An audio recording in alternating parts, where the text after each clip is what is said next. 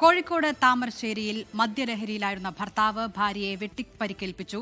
പുതുപ്പാടി മണൽവയൽ വെള്ളംകുന്ന് ആദിവാസി ഉന്നതിയിലെ ഷിജിക്കാണ് വെട്ടേറ്റത്.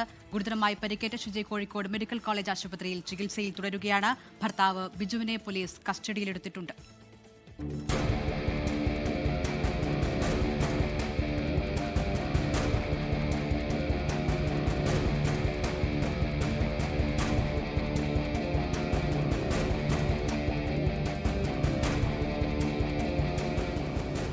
പുറത്ത് ജോലിക്ക് പോയിരുന്ന ഷിജി ജോലി കഴിഞ്ഞ് വൈകിട്ട് 4 മണിയോടെ വീട്ടിൽ തിരിച്ചെത്തിയപ്പോഴാണ് മദ്യലഹരിയിലായിരുന്ന ഭർത്താവ് ബിജു വാക്കത്തി കൊണ്ട് തലയ്ക്ക് വെട്ടിയത്. ആഴത്തിൽ മുറിവേറ്റ ഷിജിയെ താമരശ്ശേരി താലൂക്ക് ആശുപത്രിയിൽ പ്രാഥമിക ചികിത്സ നൽകിയ ശേഷം കോഴിക്കോട് മെഡിക്കൽ കോളേജ് ആശുപത്രിയിൽ പ്രവേശിപ്പിച്ചു. മദ്യപിച്ച് പതിവായി വീട്ടിൽ പ്രശ്നമുണ്ടാക്കുന്ന ആളാണ് ബിജുവെന്ന് ബന്ധുക്കൾ പറയുന്നു. 24 കോഴിക്കോട്.